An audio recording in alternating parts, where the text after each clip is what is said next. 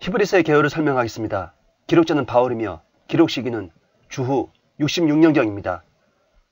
성격은 교리서이며 수신자는 문자적으로는 히브리인들이고 영적으로는 신약시대의 모든 성도입니다.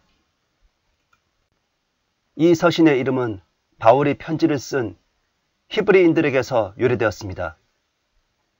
사실 그 당시 이방인들 가운데는 히브리서의 내용을 이해하는 사람이 거의 없었을 것입니다. 로마서가 이방인들을 향해 하나님의 구원 계획을 선포한다면 같은 저자가 기록한 히브리서는 동일한 내용으로 유대인들에게 그리스도의 변증 서신이며 유대인들의 환난에 대하여 위로하고 격려하는 서신입니다.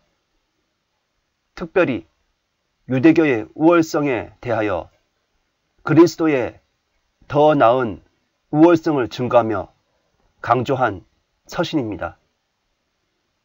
구약시대의 그림자의 실체가 그리스도의 사역이었음을 강조하기 위하여 기록하였습니다. 주제는 그 어느 누구의 직분, 사역보다도 더 나은 사역을 수행하신 예수 그리스도입니다.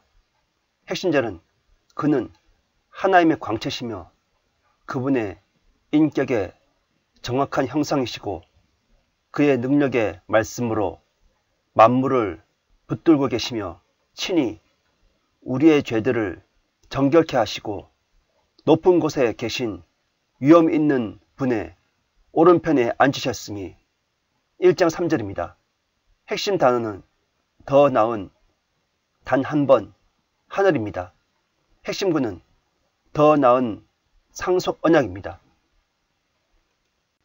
히브리서의 그리스도는 우리의 신앙 고백의 사도이시며 대제사장입니다. 영적 교훈은 그리스도는 하나님의 보좌에서 우리를 위해 중보하신다입니다. 히브리서의 내용을 설명하겠습니다. 히브리서는 바울 서신과는 달리 이론적인 해석과 실제적인 교훈을 골고루 펴놓았습니다. 따라서 문체와 언어와 사상이 특이합니다.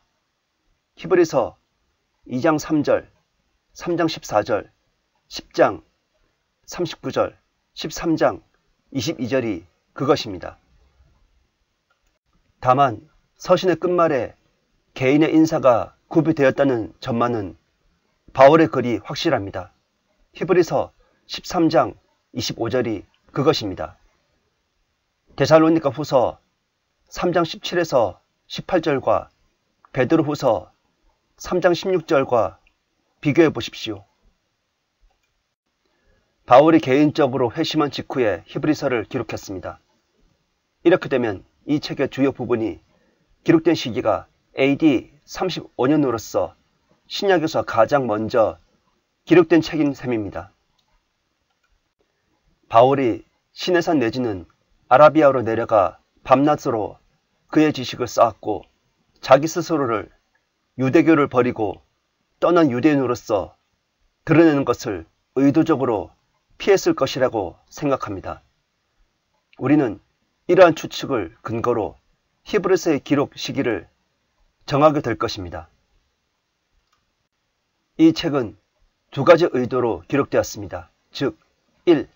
유대인들이 하나님께로 나아가는 길을 찾고 물을 때 히브리 저자는 너희는 예수 그리스도 안에서 하나님에게로 나아갈 수 있다고 가르칩니다. 2. 히브리서 저자는 중보자 혹은 대리자를 통해 하나님께로 접근하려고 하는, 그래서 온전하기를 성취해 보려고 애쓰는 유대인들을 향해 오직 예수만이 그 길임을 증거하고 그렇게 함으로써 믿음의 확신 가운데 거하게 하려고 했습니다. 주제는 더 좋은 일들입니다. 그분의 절대적인 탁월함은 천사나 인간과 비견되지 않습니다. 그분이 시작하신 언약은 이전의 어떤 언약보다 우월하며 그분의 제사장직은 레위보다 뛰어나고 그분이 드린 희생은 모세 율법 아래 드린 희생보다 우월합니다. 구약의 제일 되는 목적이 그분을 예언하고 가리키는 것입니다.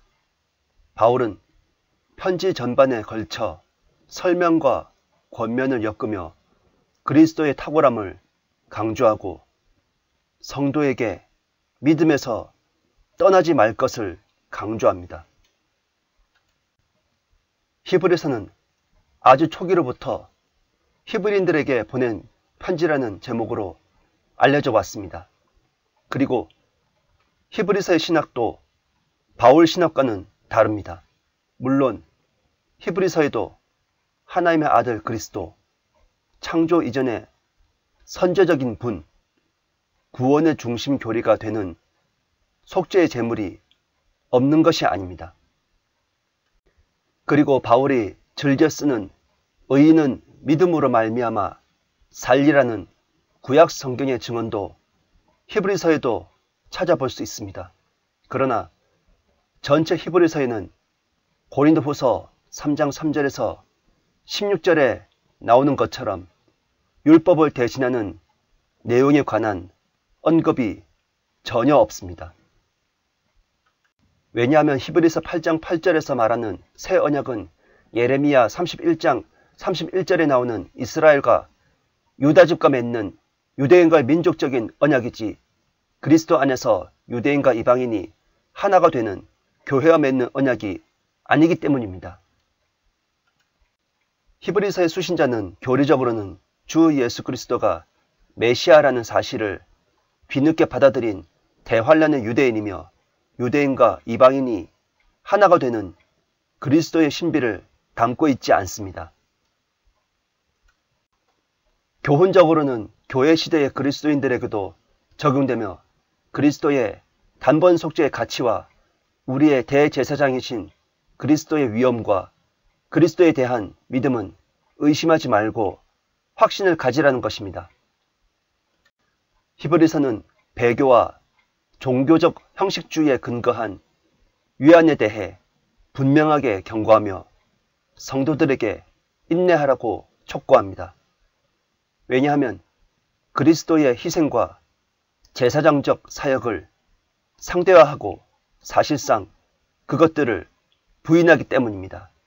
그리고 그렇게 함으로써 그들은 배교에 위험스럽게 가까워지고 있습니다.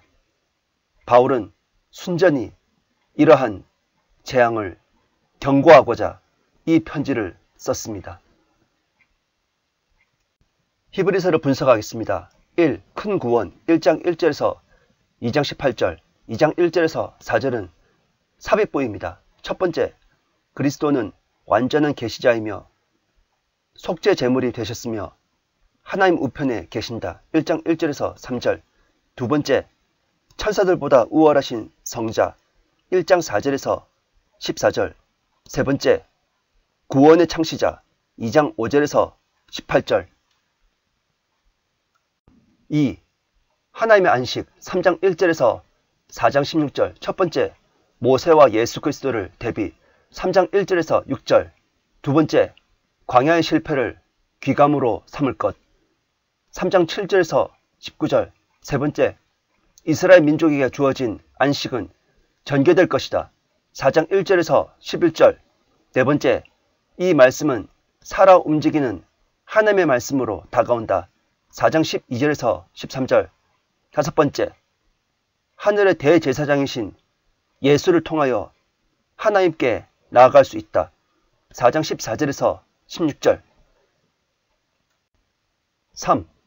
우리의 위대하신 대제사장 5장 1절에서 8장 6절.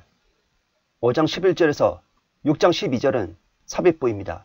첫 번째, 예수 그리스도께서는 다른 대제사장들과는 달리 순종과 고난으로 그의 사명을 완수하셨다 5장 1절에서 10절. 두 번째, 성숙한 신자들은 기초 신앙 훈련에만 너무 머무르지 말고 전진할 것 5장 11절에서 6장 8절. 세 번째, 보다 높은 영적 차원으로 성장하기를 권함. 6장 9절에서 20절. 네 번째, 멜기세덱과 같은 예수 그리스도의 제사장직은 완전. 7장 1절에서 8장 6절. 4. 새 언약과 하늘의 상소. 8장 7절에서 10장 39절. 10장 26절에서 39절은 삽입부입니다. 첫 번째, 옛 언약의 중보사상은 폐기되고 8장. 두 번째, 의식법과 제사법도 무효. 9장 1절에서 15절. 세 번째, 그리스도의 단번 속죄가 요구됨. 9장 16절에서 28절. 네 번째, 구약의 동물 제사도 폐기. 10장 1절에서 18절. 다섯 번째, 우리의 믿음의 주인이신 대제사장에게 의존. 10장 19절에서 31절. 여섯 번째, 믿음을 가지고 어려운 현실을 담대히 헤쳐나가야 한다. 10장 32절에서 39절. 5. 믿음의 도의 우월성. 11장 1절에서 40절. 6. 제사장 된 믿는 자의 경배와 행위. 12장 1절에서 13장 25절. 12장 3절에서 17절은 삽입부입니다. 첫 번째, 그리스도를 본받아 고난을 참고 하나님의 징계를 감수하고 의의 열매를 맺자. 12장 1절에서 17절. 두 번째, 하나님의 진노에서 건져냄을 받고 은혜로 들어가자. 12장 18절에서 36절. 세 번째, 순결하고 절제 있는 생활과 이웃과 형제에 대한 사랑의 실천. 13장 1절에서 17절. 네 번째, 결론과 인사말. 13장 18절에서 25절입니다.